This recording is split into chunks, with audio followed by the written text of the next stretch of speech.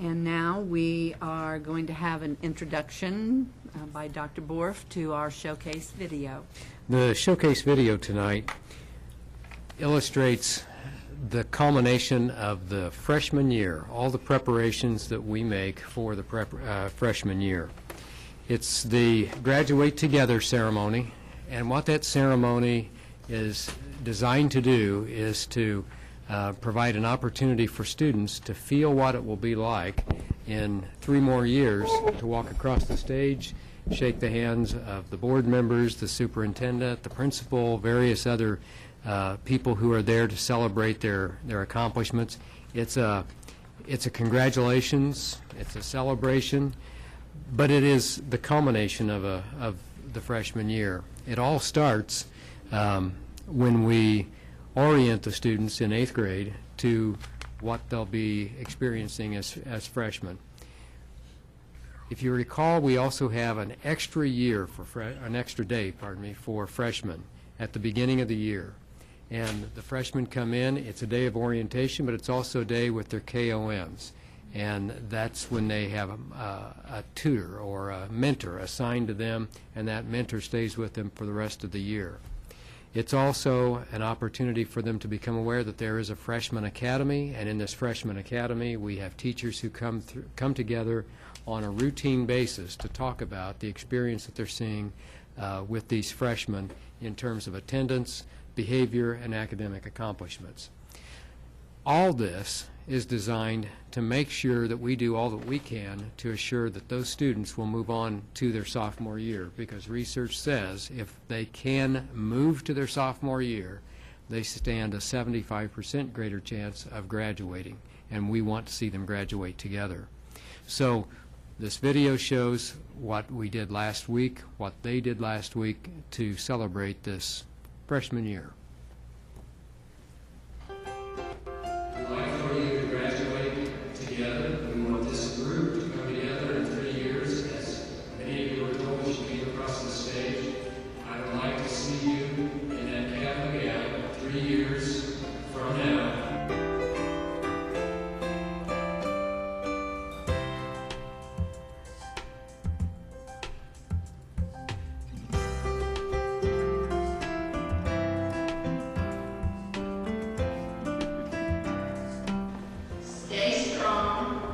Study hard, do not waver, for in 2017, you'll graduate together, and oh, the places you'll go.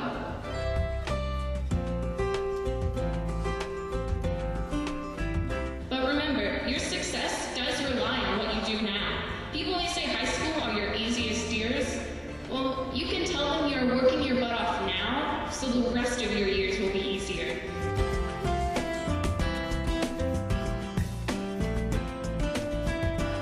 And the more education you receive, the more doors are going to be open for you.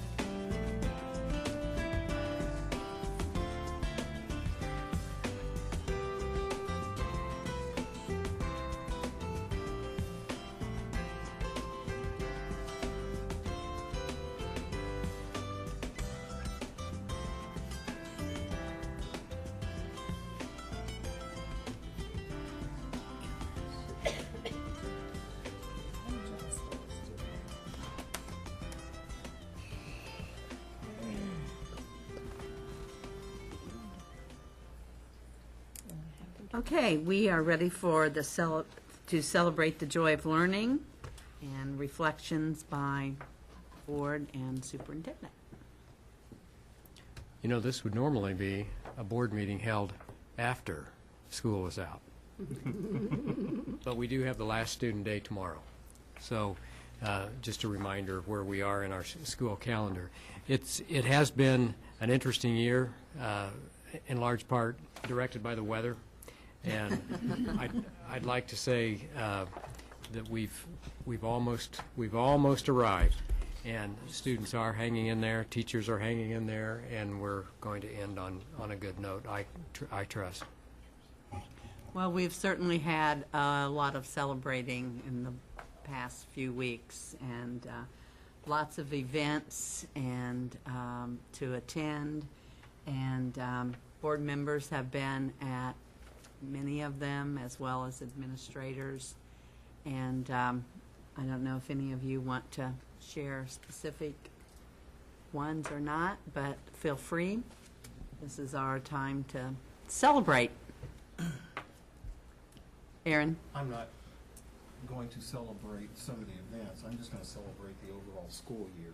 As Dr. Borf had mentioned, the obstacles created by the weather that we had, the anomaly of the bad weather. But congratulating the teachers, the faculty, the administration, and especially the students and the families who, again, were true partners with understanding that altogether we can overcome those obstacles. I know that there were challenges in other areas too throughout the school year. And again, with the way that this corporation came together, every one of them, it was a very successful school year. And if you don't believe me, ask some of the kids who are out here who are looking forward to the weekend starting, that are saying that it was one of the best years in their lives personally. So. Great. Dixie? Well, and I just wanted to mention the fact that we have lost a wealth of teachers with tons of experience, and I know they will be missed. And along with that, we also lost today Maya Angelou. Many of us English teachers have certainly used a lot of her work in our classes over the years. So. I've had fun going to all the events that I've been able to attend. Some of them I've attended other years, but the one that I think I hadn't been to before was the senior awards.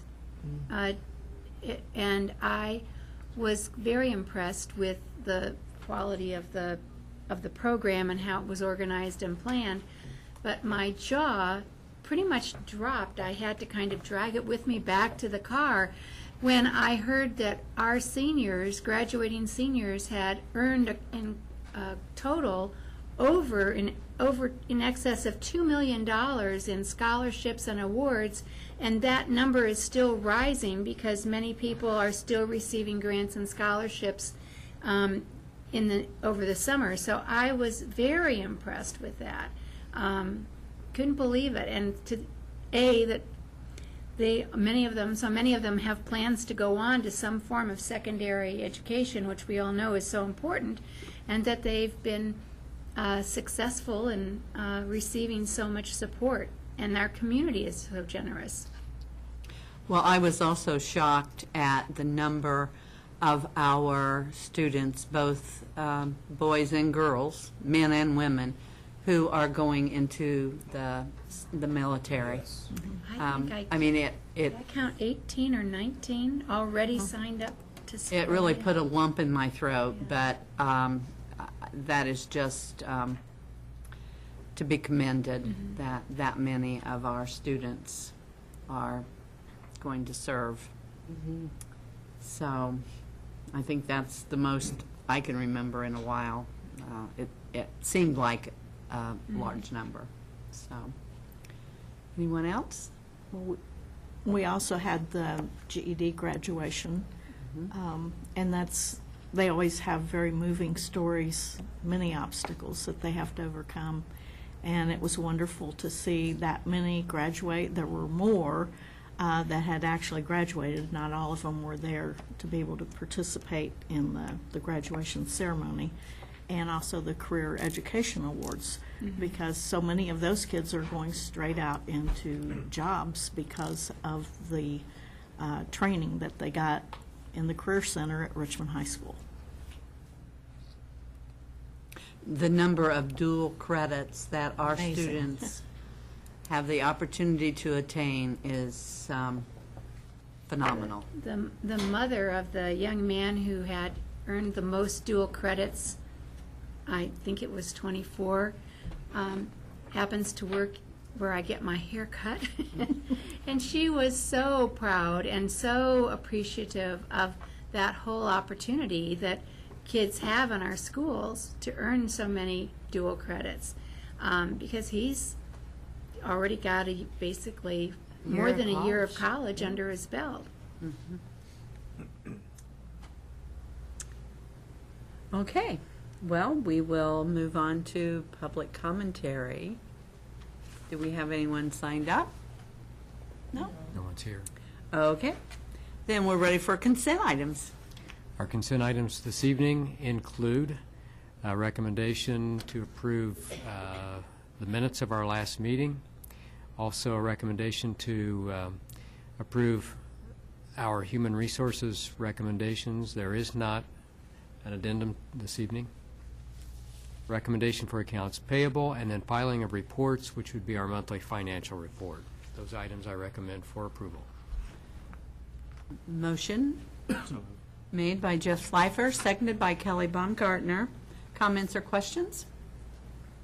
All in favor, please signify by saying aye. Aye. Opposed, same sign. Motion carried. Reports, discussion topics. At this point in the year, we begin talking about the budget and preparation for next year's budget. And we talk about the capital projects plan. We'll end up talking about some of our budget issues in all the different funds.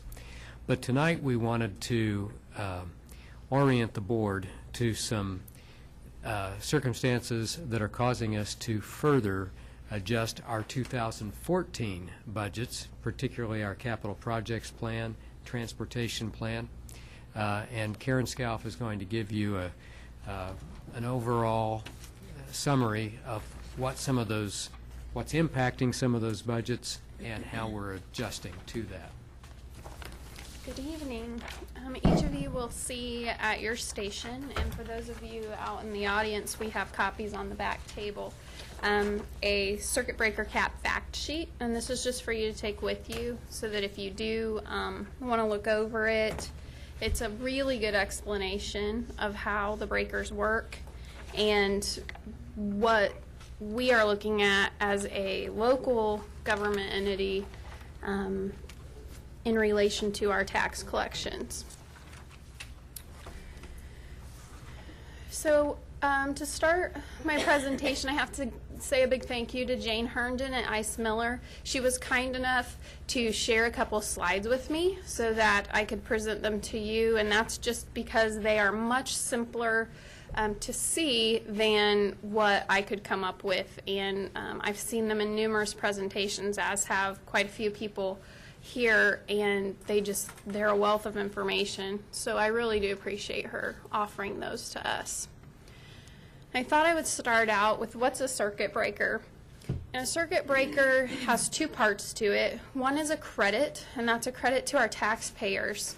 And those credits come in the form of a 1%, 2%, and 3% cap on the amount of taxes that they would pay in relation to their bill and the tax rate of their unit.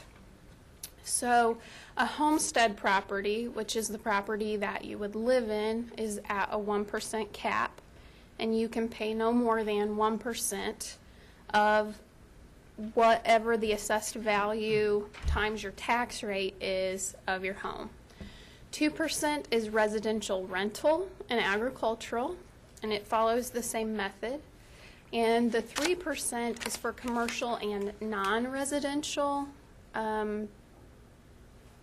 That would be if you had 3 acres with your house. The other 2 remaining acres would fall under that 3% non-residential portion. The second part of what a circuit breaker is it's a loss of revenue. And that is to us, that's to everybody that collects taxes and receives distribution of those collections amongst the local governments. This screen is a little bit confusing, but we're just going to go through that first column, and this just basically breaks down how a circuit breaker credit works from start to finish on your assessed value and calculating your taxes down to what you would actually pay and what we would actually receive as a unit. And the easiest calculation of that is on a $100,000 home, and you would take off all of your deductions and end up with what we call a net value, and then you'd multiply that by your tax rate, and it gives you your tax bill, which you'll see in green, and that's the gross tax bill of $1,146. But we all know 1% of 100,000 is just $1,000. So the blue represents what you would actually pay as a taxpayer, and the red $146 actually represents what we lose as a unit, just on that one bill. Any questions on that before I move on? Okay.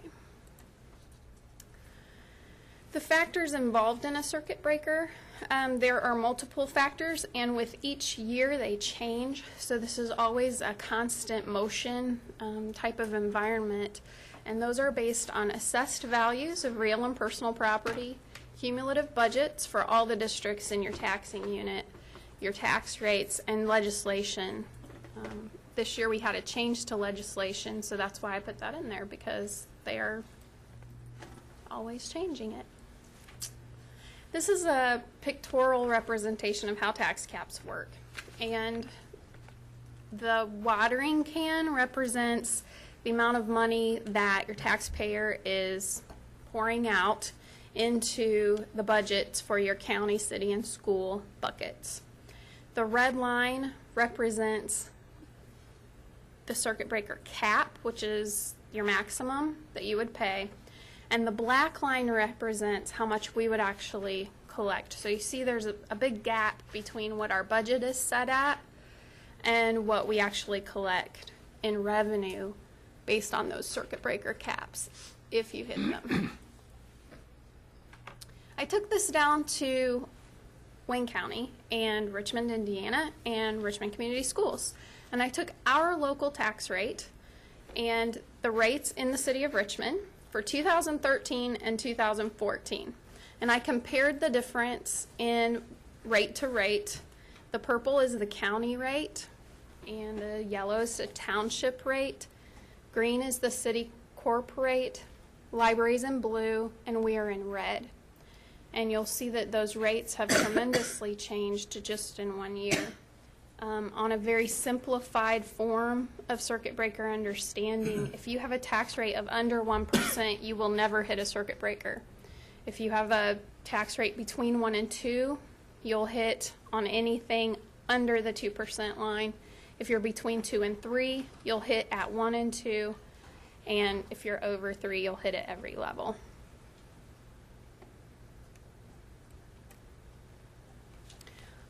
This is a slide that Jane provided me, and I plugged in our numbers to represent if we had $100 in a circuit breaker credit, where those dollars would go. And I took our county tax rate, city rate, school rate, library rate, and township rate and broke it into the actual dollars that we would lose based on that $100 credit loss. And that's what you'll see. The school would lose $20.51 on a $100 credit.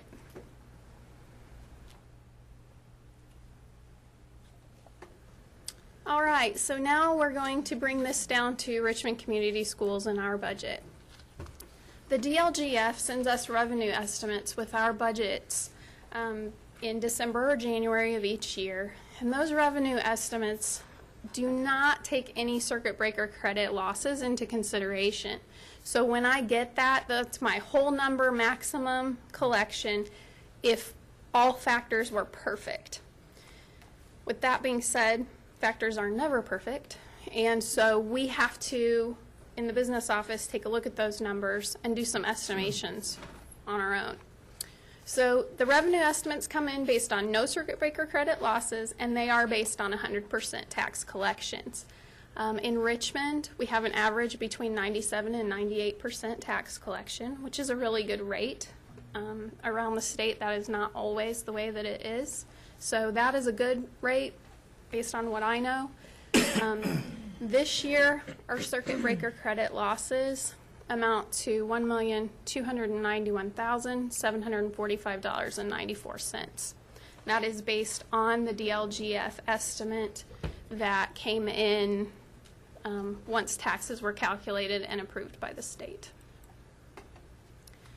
Like I said, we plan for circuit breakers. So when that Form 1782, which is the form I get with the budget, comes in and lets me know about my estimated revenue, we know that we have to take those off, and we make an educated guess based on what we knew from last year, what the assessed value is, what the tax rate looks like, and all of the things that we have to work into to come back to what we hope is a solid number. Budgets at RCS are reduced before the year begins. So before we enter a budget in January, we already take a look and take the credit losses that we assume are coming and the unpaid taxes out, and then we enter the budgets based on what's left over. Estimates are truly that until the county calculates the abstracted taxes. And that is when the tax bills are actually calculated, sent to the state for approval, and then sent out to taxpayers. At that time, circuit breakers are calculated and sent out to us. When I talked about legislation changes circuit breaker, this year legislation came into enactment that there's going to be a change, and that is that your debt funds, which for us are debt service and pension bond, are what you call a protected tax. And what that means is that they will be funded at 100% of the levy less your uncollected taxes. So we're looking at 97 to 98% collection once those dollars are distributed from the county to us at tax collection time. Then the breakers are spread out to all the remaining funds that are left, which for us is capital projects, transportation, and school bus replacement. And those are now called unprotected funds.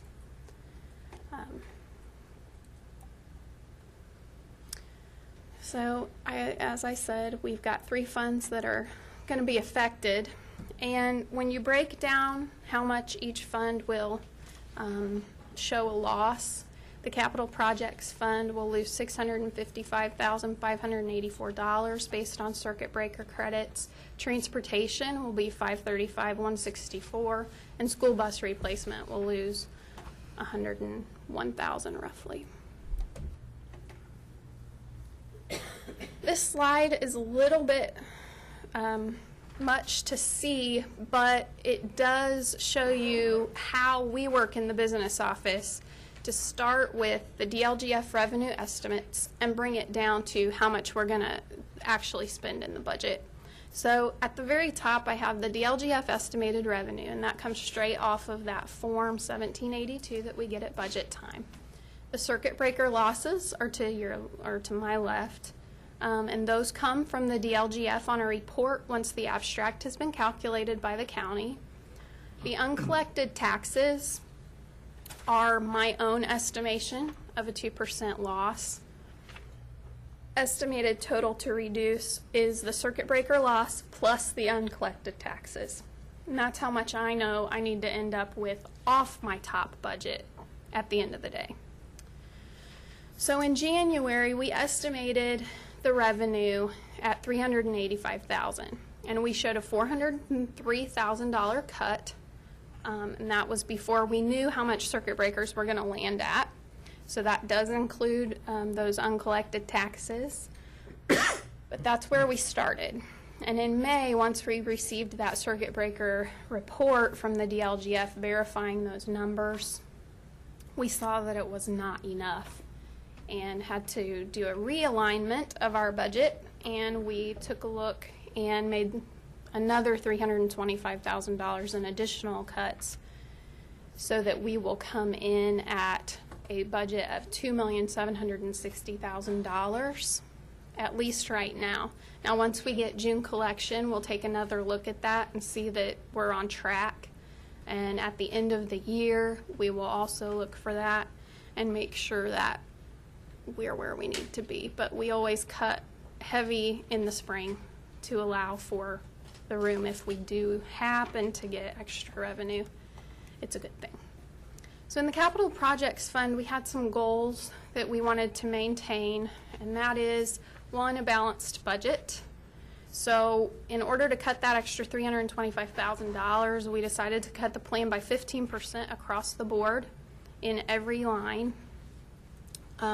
We did take into consideration what buildings needed improvements made, and we made the adjustments according to those needs. So no building is left without the necessary maintenance. And the other goal is that no cash reserves would be used to cushion the circuit breaker losses. We wanted to make sure that we cut the budget based on what we actually brought in this year. We also wanted to minimize the impact, so throughout the year we will continue to take an intense look at how much we're spending, our habits spending in the facilities and technology area, and try to minimize the impact on what we currently know. Transportation, we did the same thing, and so the top is the same as what capital projects is. We start with the estimated revenue, take into consideration the circuit breakers and the uncollected taxes. The January estimated revenue, we set our budget up before we knew the circuit breakers, and in May I do not have a change to that position, and that is because we are under a contract with Student Transit, and we are required to pay our levy amount to Student Transit for the year. So what we will have to do in transportation is to use cash reserves to meet our obligations on that contract. Cash reserves out of the transportation. Out of transportation, exactly. Yes. So that is what transportation looks like. Bus replacement follows the same thought process as the other two. The difference is that in bus replacement, we each year try to accumulate a little bit in the cash balance with each year, because our replacement plan has a year in which we buy 10 buses, and in order to do that, we cannot tax our taxpayers for the cost of 10 buses in 1 year. So we accumulate those funds slowly so that we can keep that rate constant. What that means is this year our cash balance will not see the increase that we would have liked. We'll still buy the 3 buses that are on our replacement plan. They're actually under order right now. But we will not see the level of cash reserve that we were hoping for in that fund.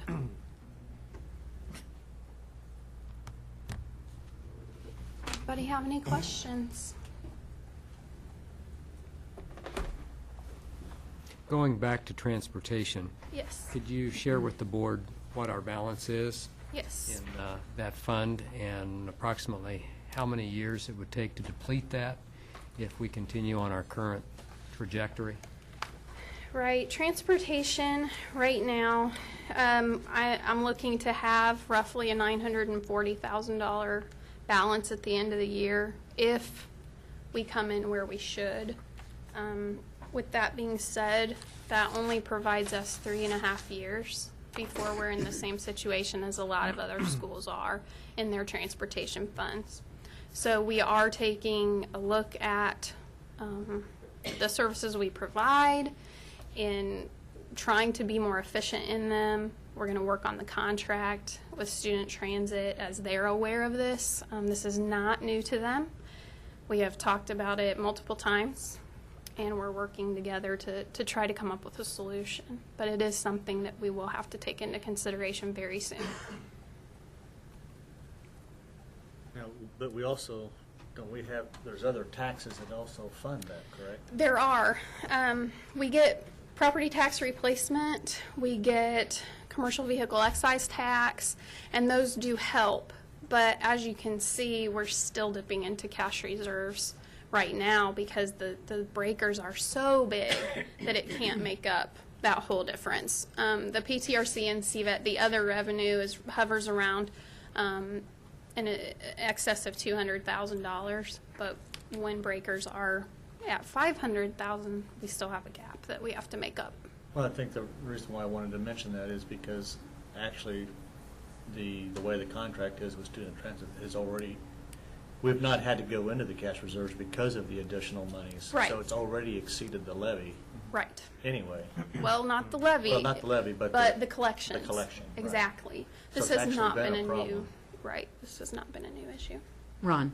You alluded to a point I was going to make, and that would be, I think it would be very appropriate to reopen discussions with Sodrel and Student Transit, because obviously when the original contract was drafted, circuit breakers weren't even on the horizon. They came in 2008 through Joint Resolution 1, and even then they were a percent higher than they ended up being. And so it certainly was beyond the contemplation of each of the parties, and I really think that we should be fairly intentional about being aggressive and inviting them to the table to do a modification of the contract midterm. Yeah, because it's a 5-year contract. Pardon? I think it's a 5-year contract, so. I know, right? The other piece of that is that we are constantly searching for more efficient ways to run the transportation, because an inefficient means of running the transportation means excess expenditure. And I would not suggest that student transit is inefficient, but we have provided opportunities for students that go well beyond what was contemplated when even the beginning of the year was planned. If you were to look at some of our transportation routes, it would almost look like a web of routes that go all over, because we're trying to accommodate individual student needs. We may have to re-examine how we do that. We may have to go back and examine our policies. Right now, some of our policies suggest that we're picking up students who should not be picked up. And at one point, the walking distance around every school was far greater than it is now.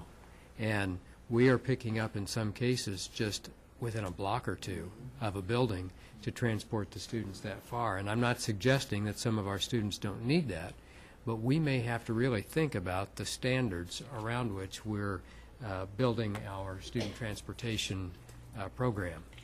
So just to put everybody on notice, everything is under review.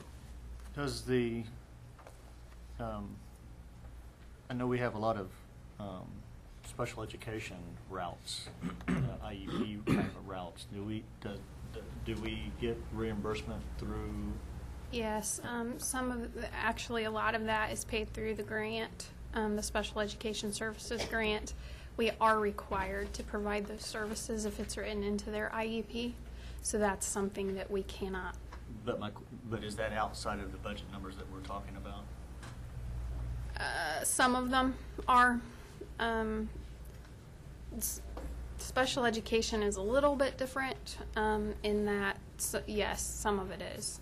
Well, I guess one of the things that as you bring notice to us, I guess, is I don't know if those numbers are something that's impactful or something. I know some things that we're required to do, but then maybe we've had a better understanding of those numbers as well. Oh, Susie. I'm aware, and you probably are too, because it's been on television in the news lately. They've been showing these walking school buses, and that, I believe, comes from a federal grant that schools can apply for to examine their how kids get to school kind of issues, and they actually help you provide people to help do studies to see whether or not there are more efficient ways for your students to get to school and more ways of supporting neighborhood, enlarging your walking distance, walking area, and doing it in a way that is safe for the kids, and making sure that you have the infrastructure in your neighborhoods with the correct signage and proper crosswalks and those kinds of things, as well as helping to get the community to band together to provide these walking school buses. And perhaps that's something we might explore. I know that, I don't know what the cycle is on that, but We've applied for that in the past. What's that? We have applied for that in the past.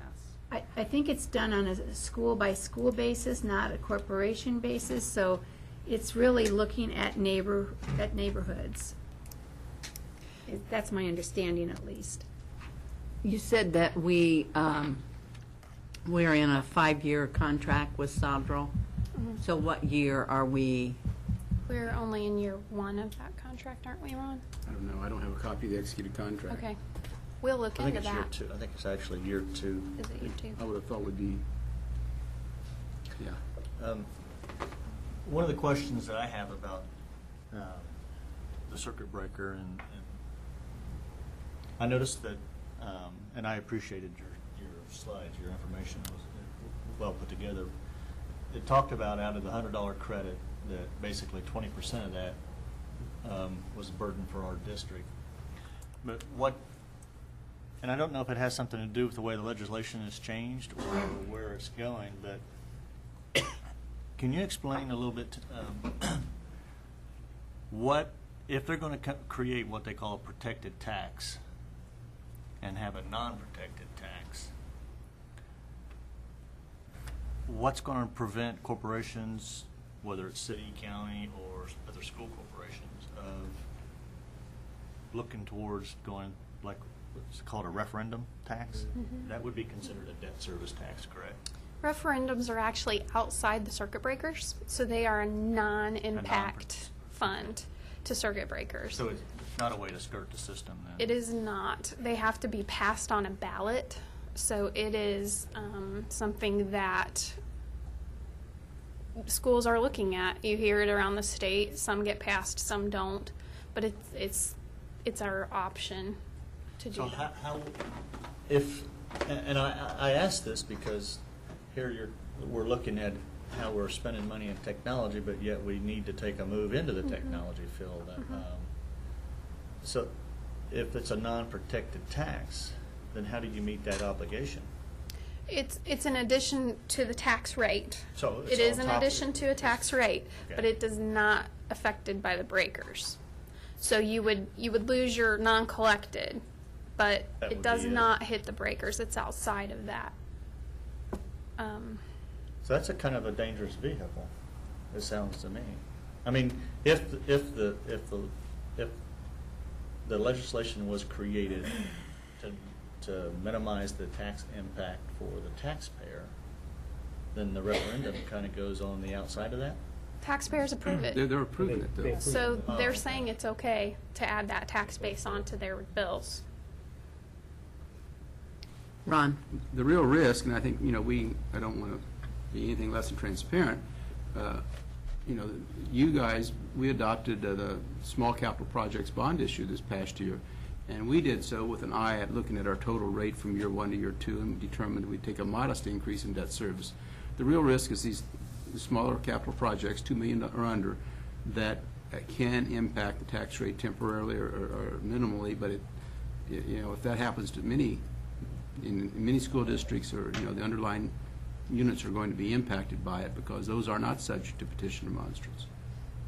And that is something that I think responsible boards look at. I know you guys did, and you looked at it quite thoroughly, and you made a conscious policy decision. It was worth a marginal increase in the tax rate initially to have the shorter maturities on the bonds than it would have been to minimize that initial impact and have a longer maturity with greater interest rates. Those are the type of analyses that I hope are going on in other school districts. I know there's at least 2 others in the county that are looking at some refinancings and some debt service obligation creation. And Ron brings up a good point about circuit breakers. It is not just us that affects these. We are in with everybody else in our unit. So the city of Richmond, the library, the township, the county, all of those rates affect our breakers just as much as we affect theirs. So we all have to hope that we're being responsible when we set up our budgets in order to take into consideration, is there really a gain in dollars when we're adding to the rate, or are we losing what we gain? Stupid question, though, but all the other taxing units have to follow the same process we do, right? The $2 million limit. Small capital projects exemption, yeah. Well, but that was sort of my aha moment in looking at the slides when I was studying them at home, was how interdependent we all are, and that if one of us, whichever one of those entities right there, isn't responsible, how it can have a negative impact on the rest of the group. And so my question is, what kinds of conversations occur? How, I mean, I would assume, since the caps are sort of new, that perhaps we haven't started those conversations, or maybe we have. What have we done to be proactive within our taxing unit to make sure that we don't get burned? Well, that's something that I believe it's the auditor who will have the prerogative Right. to call groups together to talk about how they will work together in order to minimize any negative impact that one does to the other. That hasn't been done to my knowledge yet. No, I'd feel a lot more comfortable if somebody would do that. I would do. Well, there is a process, and it's in place by statute. I'm not sure that there's a whole lot of, if you will, gun behind the door type of enforcement mechanism, but the Wayne County Council does review and make advisory recommendations on various budgets. It does not do schools, but it does do the other townships, municipalities, City of Richmond, Sanitary District. And there's a growth factor that the LGF projects based upon a running average of 5-year non-farm income, and that basically sets a cap that the units are allowed to, are supposed to be gearing toward limiting their budget expansion to no more than that growth quotient. And then that is a factor that the county council considers, but at the end of the day, county council passes a resolution either approving as presented or recommending that the unit go back and reduce its budget by amount not to exceed the permitted growth factor. But beyond that, that advisory resolution the county council passes, there is no enforcement mechanism other than the glare of public opinion.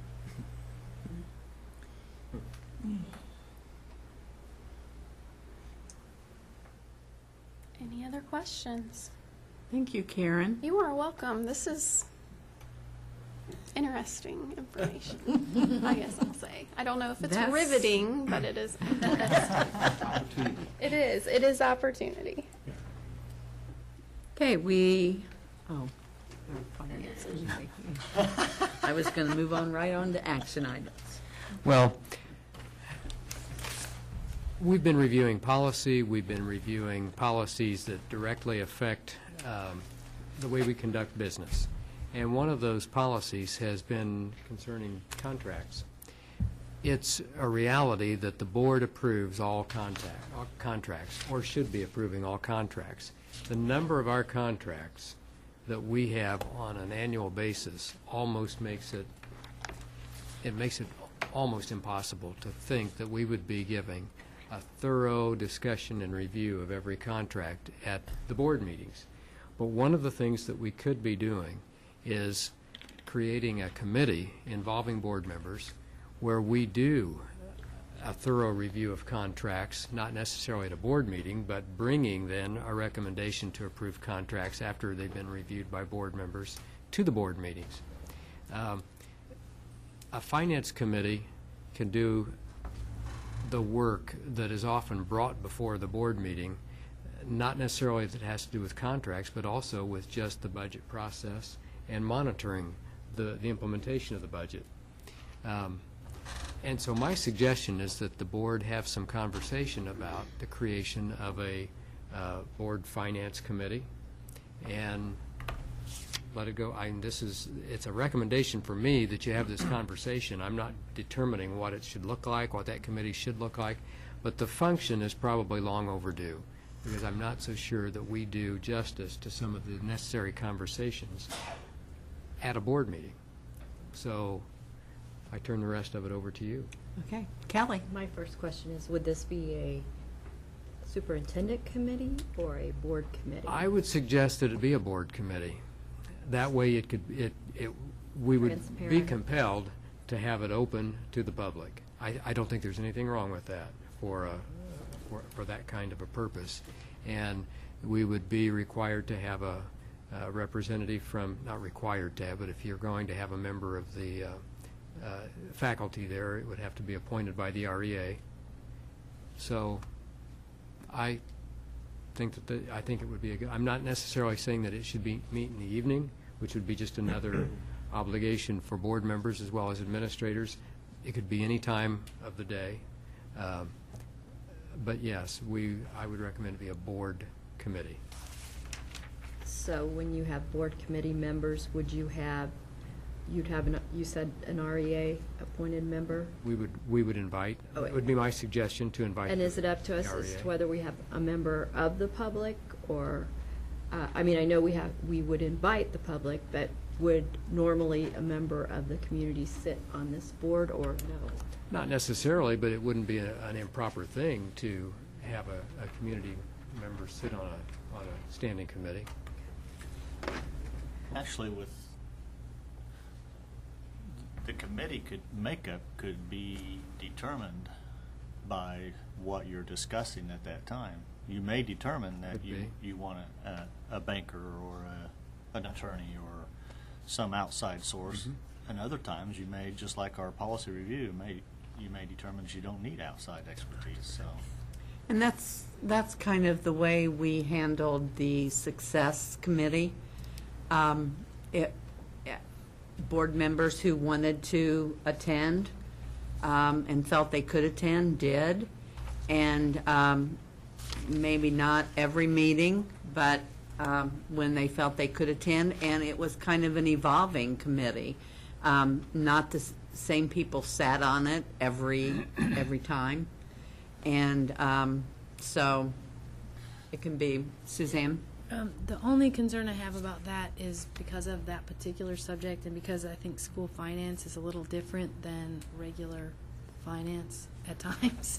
I think maybe Karen being involved would help that, but I do think there's some benefit to the knowledge that's acquired. Having, I mean, you know that, Jeff. I mean, it took us some time, years, being on the board to sort of understand the differences and the difficulties that come with this object we're dealing with. So I would love for there to be, well, again, I haven't really noodled about it a lot, but my first reaction is it seems like there ought to be at least a core of people that are the same. And whether that means it's a bank or a person from the community who understands finance, and maybe it should. I do kind of think like the finance committee should be a core of people that are maybe on by per position, the position they hold. And I agree, Suzanne, with you, partially because this committee, is the way I understand so far, would be making recommendations to the full board. And I would like to know that that committee has an understanding, developed a understanding of the budget and the parts of the budget that contract is going to be paid from. And I mean, that's Every meeting you have to explain the circuit breaker. Right. Well, There's gonna but be the committee difficulty. might take on different tasks. So I guess that's why I was saying if our first task is to look at contracts, that's a little bit different than looking at a budget or, And I understand that. So, I just mean like if every time you had to re-explain the circuit breaker to a group of people, I think it would handcuff the group a little bit if every time you had to go back and sort of understand that. So Someone like Dave Stidham would just be. But I think, I'm going back to the C.R. Richardson with the Excel Center and the Y, and I think one of the things that would help is, I'm a strong advocate that I believe all contracts should come back to the board for reapproval. I'm not a strong advocate for a contract being automatically renewed and not being brought back to the board. I've said that before. Primarily for several different reasons, because this board changes. You know, Susie just came onto the board, and she's already inheriting contracts that someone else negotiated. So I don't feel it would be fair to her or me or anyone coming on the board to walk into a contract that was established 5 years ago with an automatic renewal clause, and she not have any vote in it now that she sits on the board. I think there's some things, I think seeing the different contracts and who controls the contracts, one of the things that Karen talked about that I agree with is the contracts need to be more centrally located. I think there needs to be some commonalities in the contract that the board can look for, and that's my hopes that. And those are the things that that the we can committee discuss. can. Well, the other thing I would think is that it would be good if this committee had sort of a little workshop session with somebody like Mr. Cross, or who understands contracts a little bit, and perhaps Mrs. Scalf, to kind of say, okay, this is kind of the background of how these work and what you look for and how they fit, you know, how the puzzle pieces fit together. So another reason for having some continuity in the group would be that they would be on the same page with the learning that they are bringing to the table. It's going to have to be in the day too. I think that we would certainly invite people like Karen, and certainly if we need legal counsel, we would involve Ron. So yeah, I guess what we need to determine is how we want do we want it to be a committee that any board member who wishes to be a part of this can be, or do we want it to be specifically appointed people? So I personally don't feel any board member should be excluded if they want to be involved. I don't disagree with that. I just think there ought to be a core of people who that's their job, so that we don't ever find Well, and I ourselves in a think- situation where we're without anyone. I think the Success Committee was a good model for that, because there was a core of people who were at that committee meeting every single time. So, you know, I think that we are committed people, and we tend to follow through with our commitments. And I understand Suzanne and Susie's point, though. You want to make, if, say, Jeff is on the committee, you want to make sure he's on the committee all the time, so that when it comes to you don't have 3 different people at 3 different meetings who looked at that contract. I think it's good to start out with an appointed, or an idea, you know, who you want on the committee, and start with a core, with the idea that anyone who on the board who would like to come to the meeting, you know, could come, and it would be a learning experience as much as anything, I think. It's a learning experience. I mean, just I've been going through the contract negotiations for the last couple of years. I've learned a lot. Yeah. Okay, so can I say that we, Aaron, do you, oh, Ron. One thing I think I would respectfully suggest is that you probably need to have a basic charge for the committee, and I think that does not then preclude the committee perhaps getting involved in focus issues that might arise, like a focus issue would have been our small capital projects bond issue. That certainly would have been something that merited maybe in expanding the scope and the focus.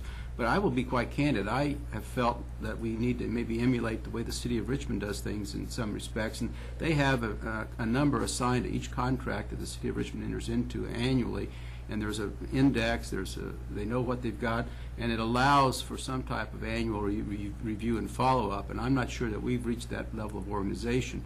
I know I get requested frequently to review contracts, and it's, I won't say frustrating, but it is a fact that many of the contracts I review have the same deficiencies and obviously a committee that had a little bit of a, if you will, a schooling in the requirements that the law has, and there are special requirements that relate to school contracts, would be in a position to really kind of nip those in the bud, get them cleaned up 1 year. If there are annual contracts, renewable contracts like some you have tonight, hopefully from year 1 you would have cleaned it up. Year 2 it comes back in a little neater form, and in the end I think we would have a better contracting process, and the product itself would be more reflective of the sophistication that really they ought to have for the fact that you're spending taxpayer dollars to fund them.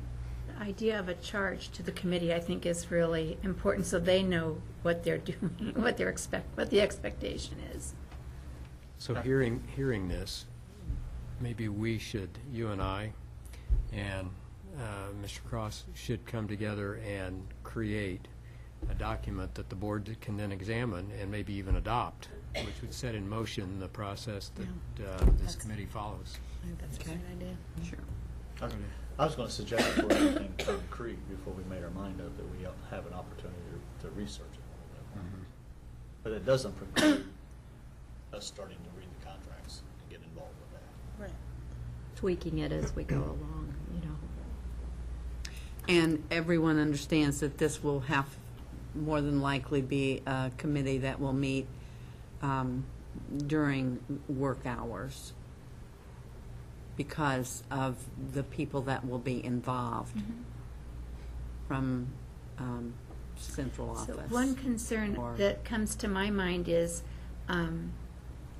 I would assume that some contracts are kind of on a timeline, that you need to have it in place by a certain date, and so we'll have to re-examine what that timeline will look like so that we get things done in a efficient manner without this additional step slowing things down. In our office, we actually have a calendar of the contracts that we're aware of so that we can get them to you in a timely fashion.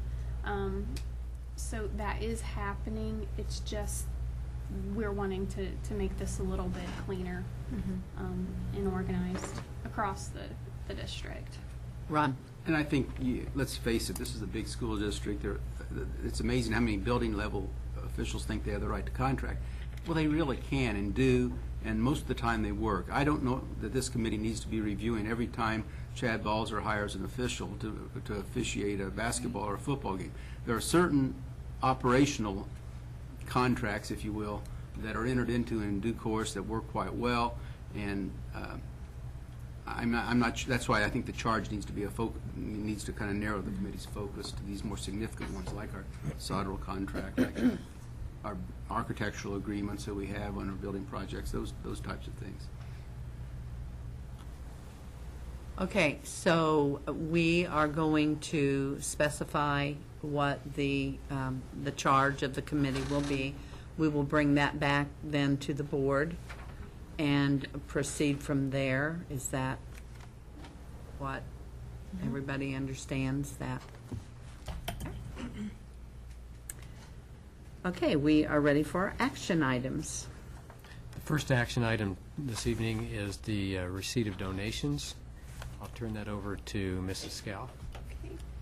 This month we received a large number of donations. Each donor does receive an acknowledgement and thanks for their gift. We at RCS greatly appreciate their generous contributions. I ask tonight that we refer to the donation listing that's posted on the web. If you prefer, I can read them, but it is a pretty long list. If we don't want to read them, I ask that you accept these generous donations on behalf of Richmond Community Schools. Does anyone have a preference as to whether it's fine? With the thought that they do receive recognition back from there, and it is posted and somebody can look at due to the length, I would suggest that we accept it, and I would make that motion that we go ahead and approve the donations as presented. A motion made by Aaron Stevens, seconded by Suzanne Darengowski. Comments or questions? There's one particularly large donation that I think we should recognize. We don't usually receive donations of $50,000 plus. Yes, that donation was a donation of tools to the high school. It's Matt Amos's class received that donation, and he actually contacted the distributor, the actual maker of the tools, not a vendor that we use, but the maker themselves, and they offered these tools with a very easy signature form for them, showing that we accepted the donation, and it will really help his class and his machine tool class. Thank you for that information. Monster Tool Company. Mhm. Any other comments, questions? All those in favor signify by saying aye. Aye. Opposed, same sign. Motion carried. Our second action item is an overnight corporation-sponsored field trip request from Ray Wolpe, and this has to do with the HOSA, which would be Health Occupation Students of America, and she has outlined this. It's also attached and available for public and board review on the web. I recommend that we grant that approval, or grant the approval. Motion made by Susie Hively, seconded by Kelly Baumgartner. Comments or questions? How exciting that we have this field trip request. All those in favor signify by saying aye. Aye. Opposed, same sign. Motion carried. And speaking of Matt Amos and his class, from Ray Wolpe, another request goes for a field trip. This has to do with the Skills USA, and I would recommend approval of this request. Motion made by Dixie Robinson, seconded by Jeff Slifer. Comments or questions? All in favor signify by saying aye. Aye. Opposed, same sign. Motion carried. Next item is our Math and Science Partnership Grant with Purdue University, and Mr. Millis will take it from here. If you remember, early in the year, we passed or approved a grant, math science grant, and we have quite a few teachers that will participate this summer near the end of the summer session, and also we'll have students attending a camp.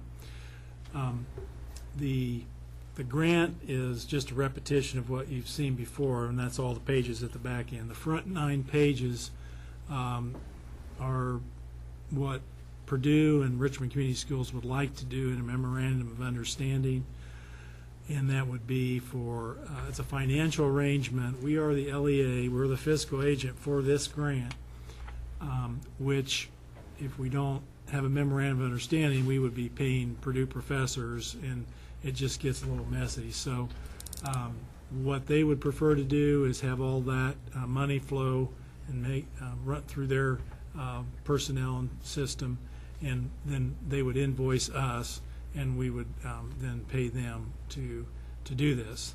I think Mr. Cross had a chance to look at it, so I think it's something both of us would like. I don't know if Mrs. Scalf wants to add anything more that I've missed on that. No, Mr. Millis has done a fair representation. This is just something that we need to make sure that the grant follows all the guidelines in order to keep us doing what we need to do.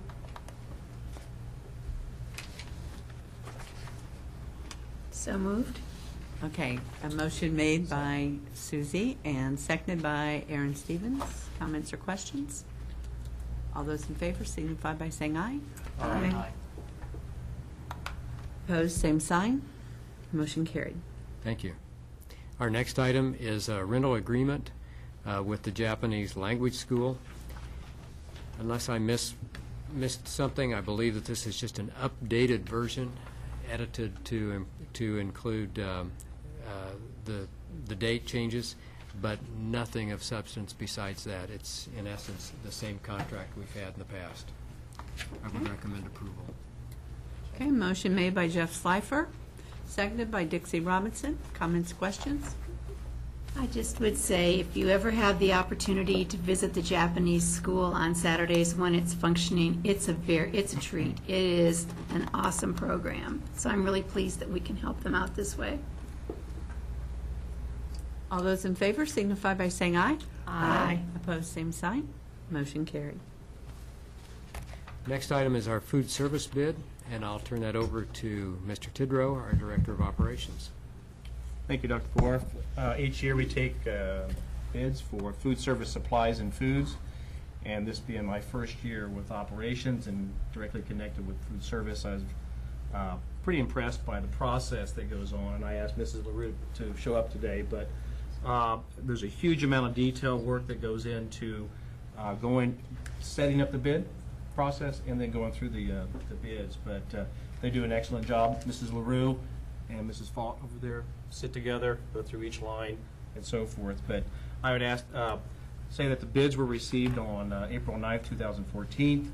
The notice to bidders was published in the Palladium item on March 11th, 2014, and March 25th, 2014. Proof of publication is on file in the business office. All bids and bid documents are also on file. These products will be purchased from food service monies for the one-year period of August 1st, 2014 to July 31st, 2015. Enclosed in the package, you'll find recommendations and tabulation sheets. The total amount of the food service supplies bid recommended for your approval is $1,303,699.48. Okay, I need a motion, please. So moved. Motion made by Jeff Schleifer, seconded by Kelly Baumgartner. Comments or questions? Mrs. LaRue, do you want to, is there anything of interest that you want to point out?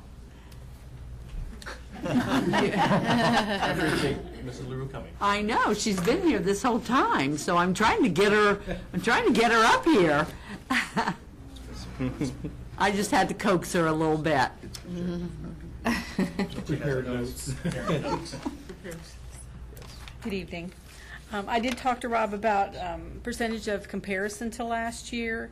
We had 75 items that went up in price, 21 that stayed the same, and 89 that went down. And it could be because the gas prices have leveled out. I'm not sure. The categories that took the largest increase were vegetables, grains, and dairy. And our Indiana red gold tomato products had the biggest decrease in prices. That's good. It's going to be a good year next year. Thank you very much. Oh, I wanted to ask. Oh, just a minute. You probably don't know. Maybe you do. I hear that a How lot. many meals do we serve per year? Do you know? Over 1 million. Wow. Wow. Okay. We have maybe a staff of 70, 75, so we rock. And you also serve in the summer. We will serve every day but July the 4th.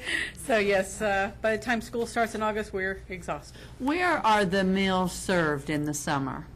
We always choose schools that have summer school. We've tried it at other locations and we just can't get the people to show up. But we do vend to the Boys and Girls Club, the Parks Department, and Y-Care. We've looked for other partners, but there are a lot of requirements, such as a place for them to wash their hands. Inclement weather, they must be able to get inside. There are a lot of places that don't want the responsibility or have the insurance to cover programs like that. But I know the state has asked us to increase our participation by 12%, and we have contacted different apartment buildings, and we haven't found any success yet. But you will be doing the high school? The high school and Crestdale this year. Where the summer Have school you- will be located. What about the Excel Center? That's where the Y-Care is. Oh. I think they're taking care of them this year. Okay, What's Aaron? the cost during the summer for providing these meals? I don't understand. What's the cost? What is the cost for the summer? The summer feeding cost. We receive a higher reimbursement rate. And it depends. Every day is different. If it rains, then the Parks Department cancels everything. So we always never know. We have to, with your summer program, you must come close to what your reimbursement is. No one is supposed to be making a profit during your summertime. But the cost per student? Oh, wow. No, what did the students have to pay What to do eat? what do they? Nothing. No, I'm sorry. 0 to 18. It's free for everyone. There are, such as a 2-month-old child, not all meals are appropriate for all ages. But 0 to 18. They show up, we'll feed them. That's right. Okay. Thank you very much. Thank you. Anybody else? Okay. It is It is what I wanted. One of the news things that I paid close attention to this morning, Indianapolis School Board of Education voted for free lunches, for free meals. Everyone. Free for breakfast and lunch. Free breakfast and lunch for everyone, Wow. regardless of the socioeconomic status, for next year. I don't think we're in the point that we can do that. However, what the public needs to know is the fact that we have a number of students that even after our regular school year ends this week, that the availability of meals to be served to them is out there, because we know that so many families, students, will depend upon what is provided by Richmond Community Schools, not only throughout the school year, but also after that. Okay, all those in favor signify by saying aye. Aye. Opposed, same sign. Motion carried. Thank you. Our next item we have is language arts and foreign language adoption. Mr. Mills? This evening, I'm pleased to bring a recommendation for language arts in grades 7 to 12 and also our world languages. And 3 months ago, I really did not know if we would have a recommendation. The companies were slow in getting out what they had, and then the weather interrupted. So it really wasn't March until our teachers were able to see what was there. Once they were able to review it and dig into it, I think they became very excited about the digital and hardbound options that were available through Houghton Mifflin primarily.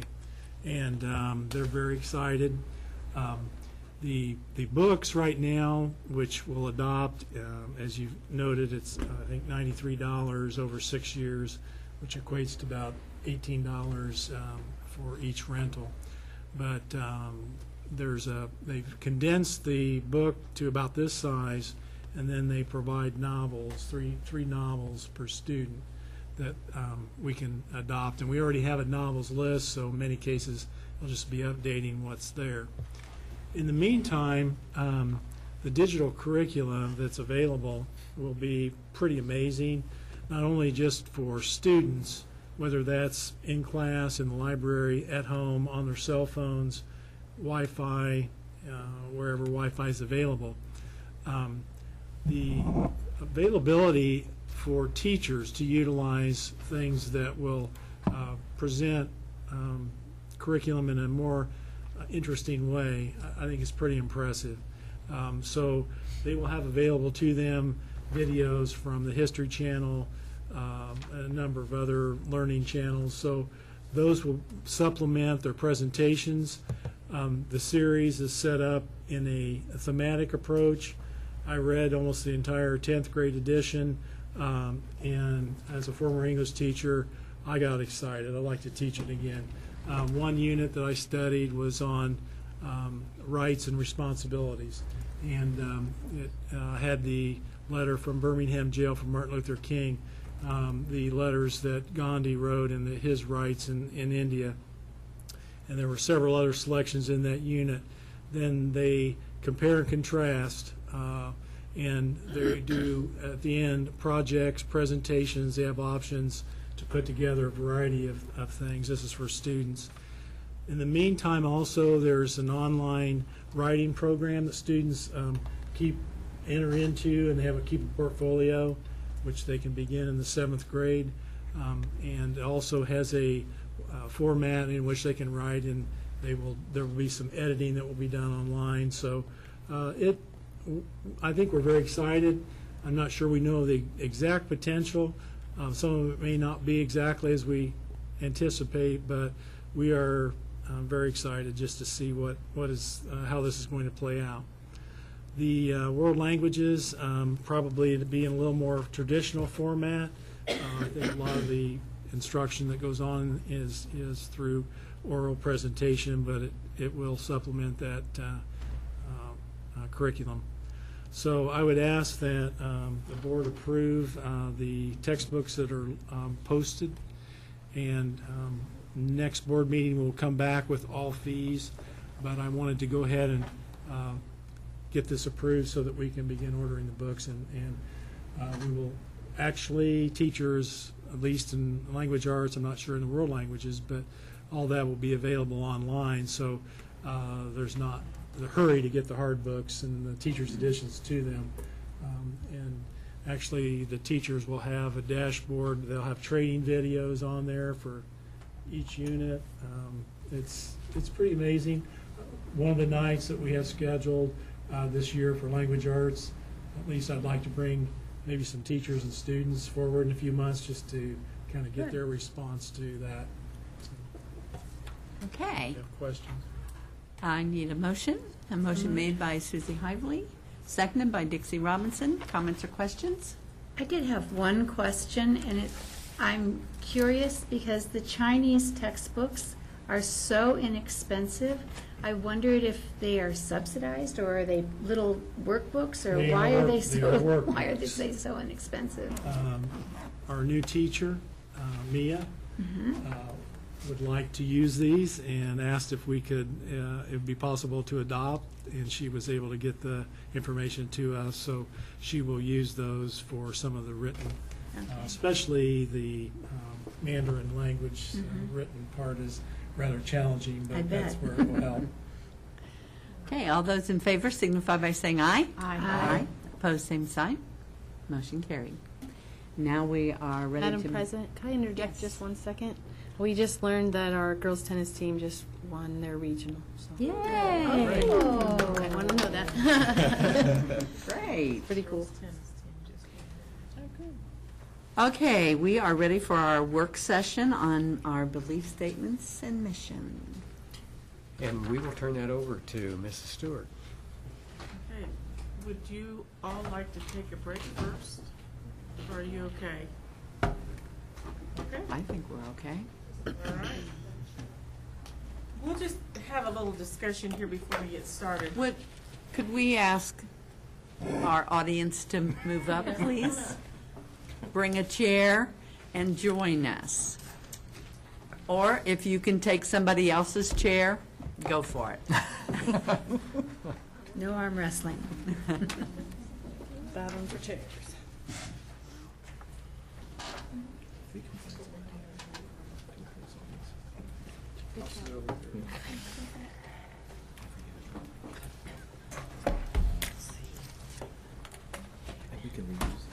Poor guy. Last week, we ended our meeting.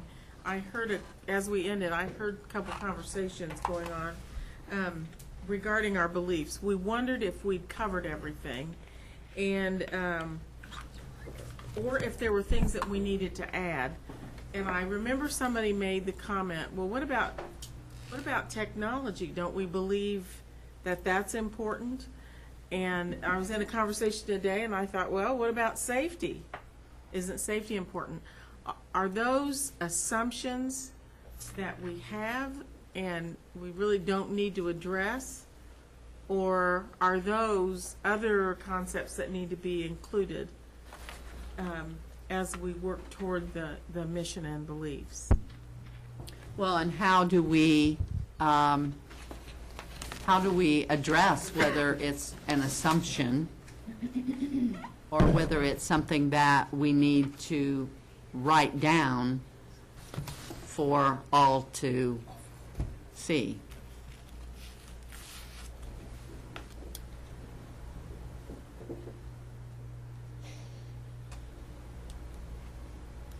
I make an assumption that students are safe at school. Do we need to write that down, or is that an assumption that's okay to have and not necessarily have to write down?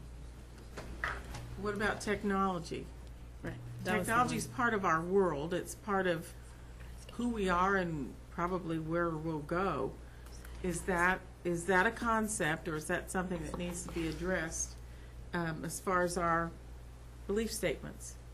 I guess I don't think beliefs have to be new. I think that beliefs should represent our assumptions as well, because that's who we are. That's what grounds us. And so perhaps it's a good thing to bring up, to think about what are the things that aren't on the worksheet that we have that maybe we do just take for granted because they're in place. But I think that if I, as a parent, I would want to know that we believe in safety for my child. And when you say safety, are you talking about physical safety or Well, social safety? I think emotional? safety encompasses quite a few areas, yeah. Emotional, social, physical safety, and I think, just my opinion, it's something that we need to be deliberate about instead of just assuming or the assumption, making a statement that we are going to have an environment that renders social, emotional, and physical safety for every student. So, are we in agreement with what was just stated? I mean, are most people in agreement that we should also write our assumptions down as part of who we are? I think sometimes it's difficult you can't list every single thing. There are expectations that parents have when they send their children to school, and I certainly think a safe and clean environment is one of them. So, that's just my opinion. Well, we are going to work in groups, not to disappoint. And as you're working in groups, we'll first address the belief statements and the things that we generated last week. Look at the belief statements. They are in the paper that's done in multicolor ink. And look at those. Compare them to we'll get those uncovered, to our leadership values. Are the concepts there represented here also?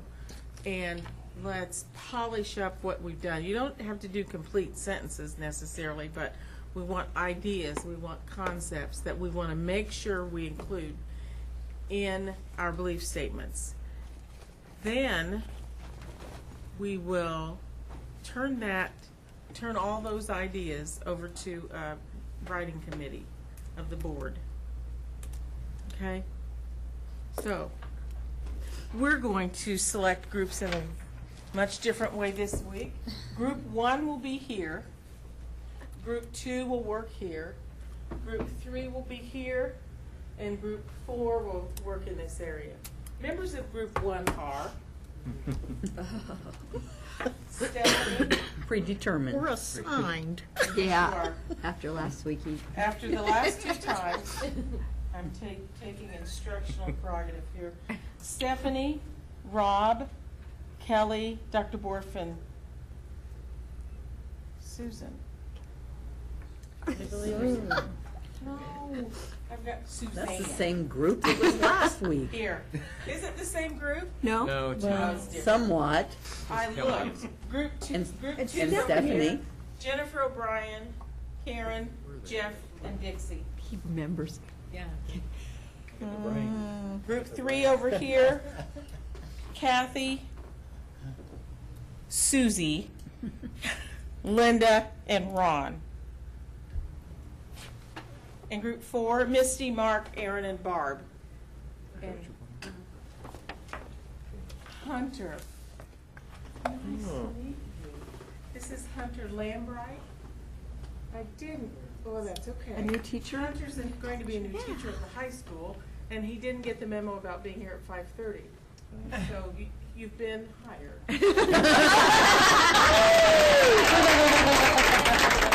And now you're stuck. You didn't know you were going to have to work. So Hunter, you're going to be in Group 4. Let's go to your groups. Bless you.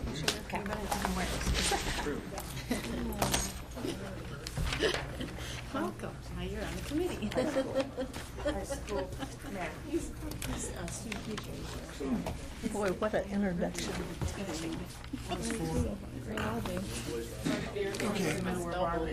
Take that to your group. Yes, ma'am. One. It's funny, I'm good. I feel like I'm not the only one, and I just said, I need some food. And I felt bad. I'm going to be quiet too because I'm surprised he didn't go to you and say, Oh my for God, it's God's raining. Calvin and Ray. We need a chart. Do you know what I read the other day?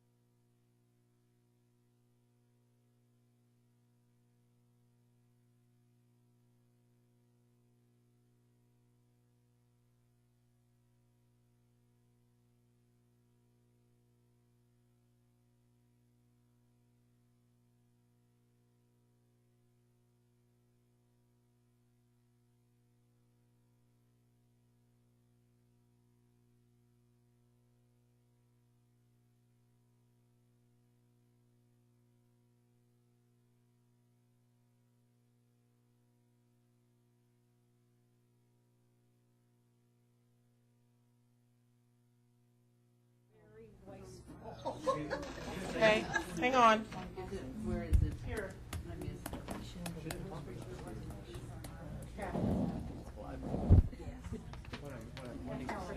Okay.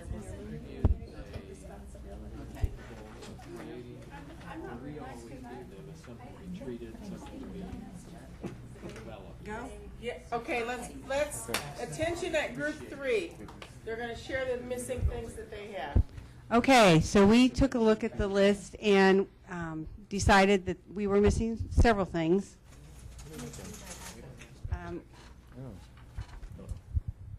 We decided we probably should talk about safe, orderly, inviting environments. We felt technology wasn't addressed. Something that talked about the unpredictable future that our students are facing. We're preparing them for a future we can't even imagine. Fiscal responsibility and compliance with state and federal statutes wasn't in there. Just the belief that education is the key to children's future, and that we believe a strong system of public education is vital to our continuing democracy. We don't have anything about ongoing learning for our staff, education of the whole child, and it kind of gets at that physical, emotional, spiritual, well, not spiritual, social well-being. High expectations, continuous improvement and growth, relevance and rigor, those all kind of go together. How the school exists within the community and how it impacts the community. And we didn't feel like we had anything in there about relationships and how they build meaningful learning.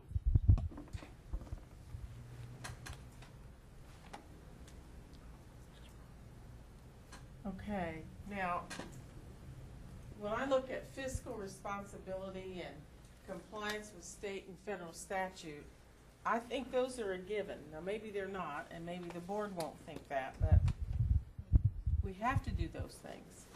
So, as you're writing them, as the committee writes, that's just something for you to think about. Group 4.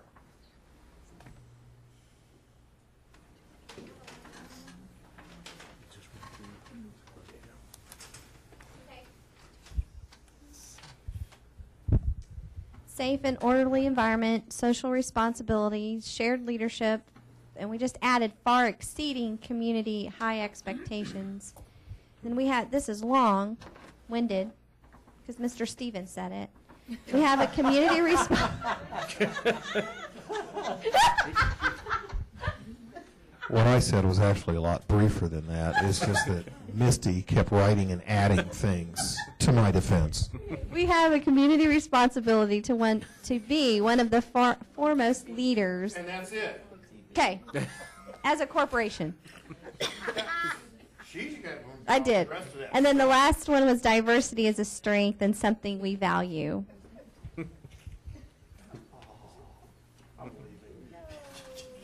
Okay. Group 2. Okay, we took a little bit different approach. We thought that our leadership values are pretty solid right now.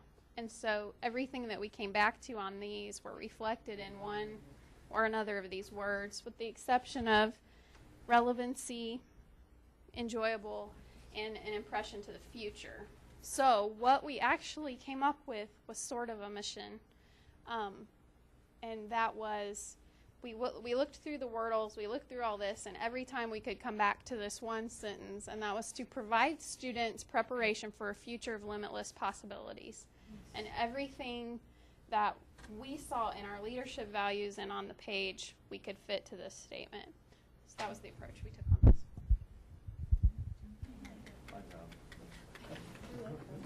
Group 1, who's your reader? Mrs. Quinn.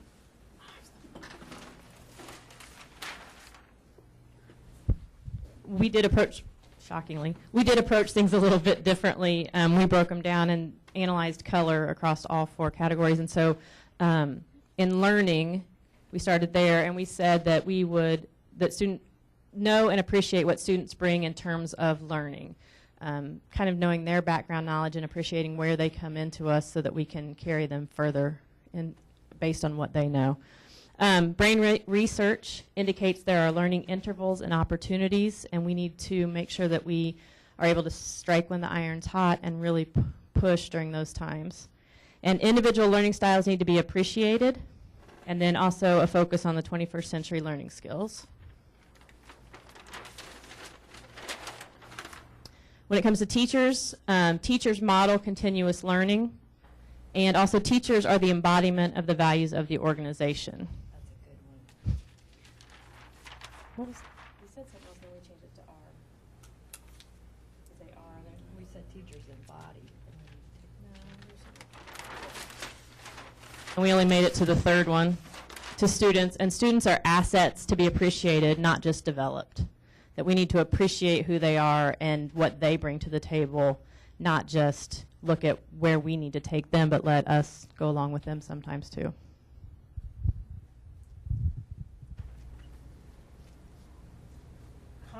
Common themes, common concepts that go along. Now, I'm going to ask the board, do you have enough so that we could provide this to a committee? I would say yes. Everything that's been done, I would say, yeah, this plus all the other previous work. As far as belief statements are concerned, because that's where we worked. Now, I'd like for you to look at that second handout because it has things specific to the mission.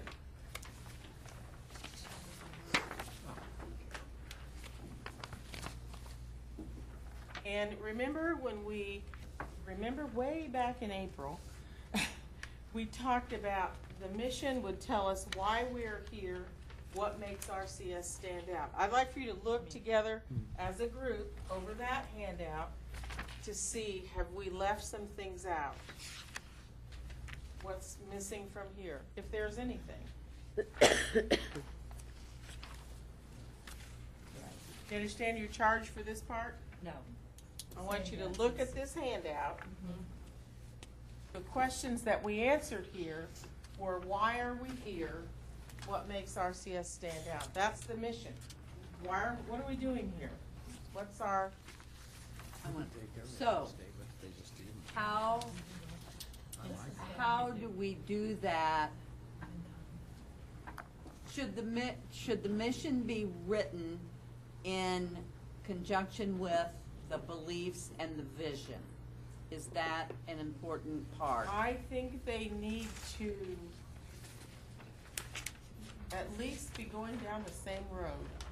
We may not use the same words exactly, but the idea is the concepts need to be, you know, that quality arrow, be going in the same direction. I'm not going to ask you to write a mission statement tonight. We did some of that with what we had before. I just want you to look this over and on your charts, add the things that you think we need to remember if there are more things. See, I think what will happen with that committee is you'll have all this information and it'll flow. You'll get those belief statements and you will come up with that mission statement. But I just want you to take a look quickly over this handout about the mission. Why are we here and what makes RCS stand out?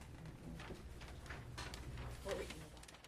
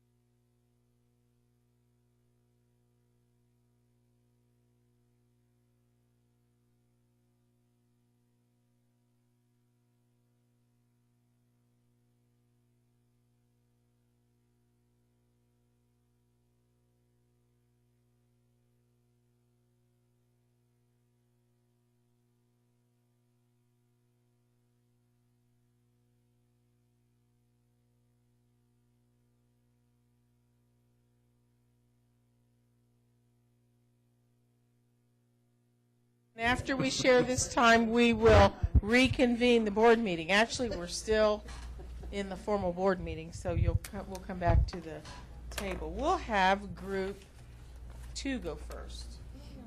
We still stand by our previous statement.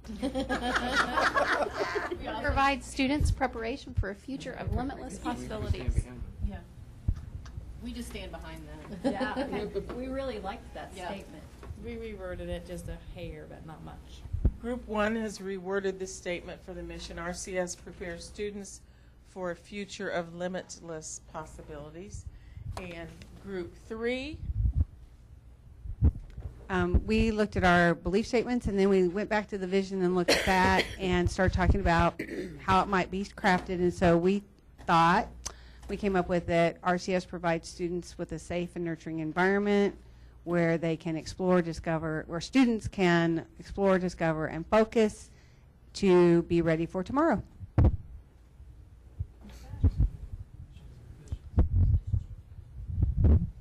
Group 4?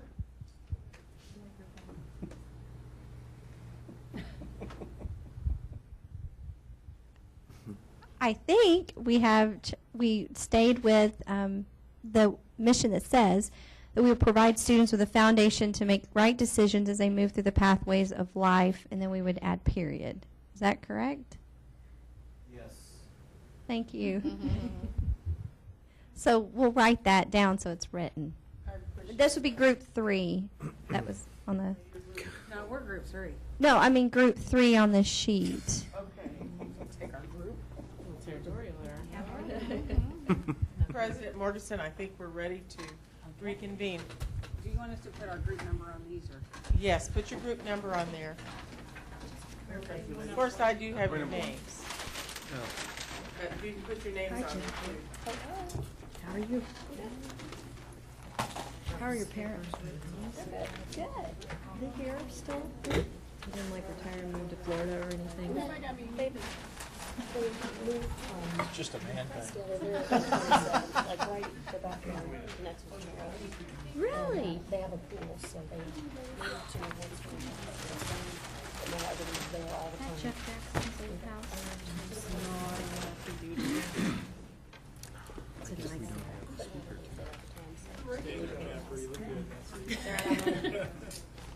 So, do we want to talk at our Wednesday meeting about how we proceed? Do we want to talk now about how we proceed with writing our beliefs? The real part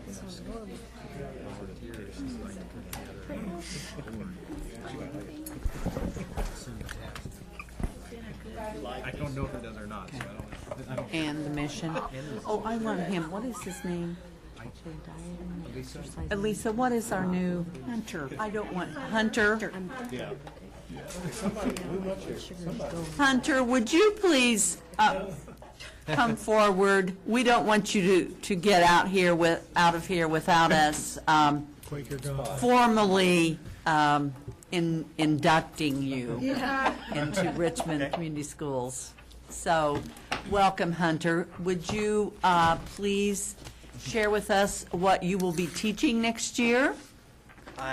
It's my understanding I'll be teaching Algebra 1, 2, and Pre-Calculus. Wonderful. Great. Where did you come to us from? Through the Earlham MAT program. Great. So have you been working at the high school with us for the last semester, last year? The last year. Good. So you're well acclimated. Yes, I would say so. I was very excited when I found out there would be an opening. Were you involved in the academic Super Bowl? Yes, I was. Yes, I knew I'd seen you. Okay. Good for us. Glad you're with us. I'm glad to be here. Yes, welcome. And Thank you for thanks saying so yes. much for coming, and thanks for being a part of our work tonight. It was my pleasure. We appreciate it, and have a great evening. Thank you. Thanks. Okay, we are at the point where we need to think about, obviously, writing our beliefs and our mission. So we need to talk about how we're going to proceed, and I need, obviously, volunteers to to do this, and I will start by volunteering and would welcome a nice group of board members to help with this task.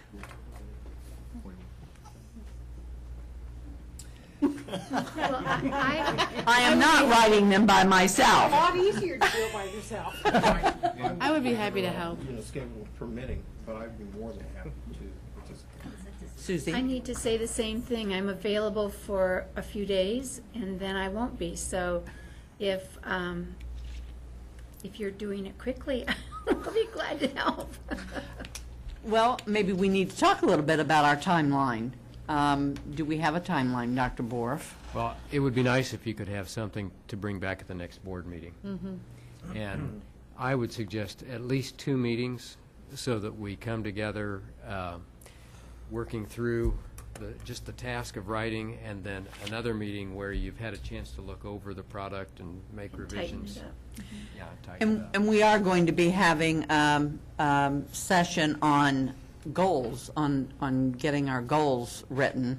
So we probably need to have our belief statements and mission in the making before we set our goals, obviously. And So that's on the 11th, I think. June 11th. So, so that gives us an idea of the timeline. So, I can help too. okay. Anybody else? Okay, so Susie, Aaron, Dixie, and myself. And I'll be glad to work with you. and Dr. Borf. So, there we go. We will, And our work will be done by Monday, so. the, So what? Well, I'm hoping that, I told you what would need to be speedy for me, and so I So need, tomorrow, I 8 need a.m. us to be finished. I can work on June 2nd is the last day I could work with you, so. okay, Until when? I won't be back till Saturday. okay. So we're going to have to, We'll have to look at our calendars. Down to us again. yeah, coordinate here because obviously, Best times for me right now are Mondays and Tuesdays. okay. Okay. Okay, well, we'll have to get our calendars together and, Maybe after the meeting. You might See have if- to use a go-to meeting and do it over the laptops. okay, great, thank you. Technology. I don't think we have any public commentary tonight, since we are lacking the public. So we will move on to board reports and old business. And I do have something for the board. On June the 18th, Michael Adamson will be here to work with the board on our self-evaluation. And I would encourage those who have not completed that self-evaluation to please do so probably in the, I would say, well, Susie just told me that, oh no, Kelly, you told me that you had sent yours and you got something back saying he would be The back automatic reply. June 2nd. Yeah. So I would hope that we would get those in by June 2nd or June 3rd, in all fairness to him, to give him time to prepare for our meeting, which will be on June 18th. Your original task was for us to have it done by May 31st. Well, I'm sticking with that pretty much. Sounds like I got 2 extra days now. Now you have a couple extra days because he's not there. So, so anyway, thanks to those of you who have completed that task, and I encourage the rest of you to. It didn't, it wasn't, it was thought-provoking, but it didn't take a lot of time. And for those of you who might have missed it or forgotten, it was sent through an email, and if you need it to be sent again, I can do that. So, In my absence, I received so much email I've got to catch up on. So I would ask if you would, could you just forward it again to me? I so that certainly. tomorrow morning I can get working on it, or tonight even. I will do that. It's fairly quick. I mean, Yeah, it is. about 50 3-4 questions. hours tops. For Jeff. No, it's pretty fast. So, any other In business or- old business, actually, this is ongoing business. The county commissioners today approved a lease with the Highland Heights building, which makes it possible for the hospital and the Richmond Community Schools to begin moving forward on an agreement that would make it, that would bring to reality a preschool daycare center for hospital employees' children. They're not there yet. They haven't received their RFPs. I don't believe No, they've received those. No, they still have businesses looking at the building, and, Right. and they haven't received a full proposal yet from anyone. They have But 3 companies. This is one hurdle that we had to leap over before the other could be possible. So we're moving forward. Great. Great. Anything else? Don't think so. Anybody else have anything they need to report?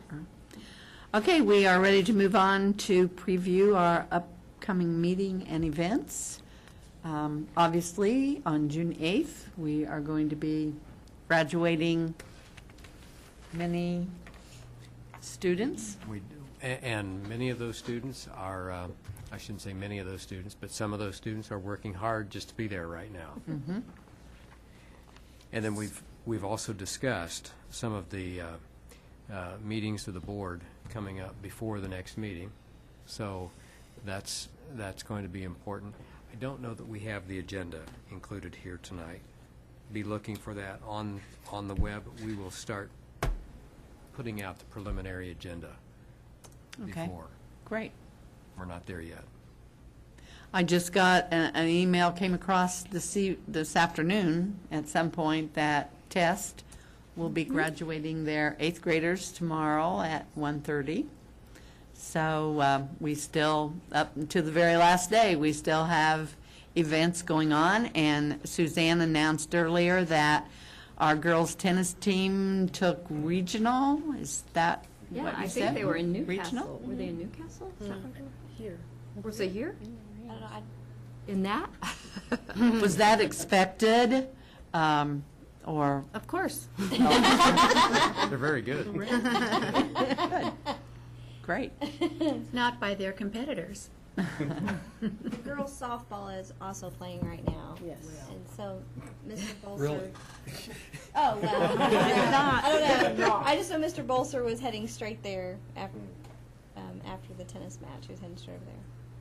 But All you're right. Well, great. We wish them all success, continued success. Anybody have anything else for upcoming events or? Okay, we are ready for our press conference. Anyone from the press? No. Then guess what? We are ready to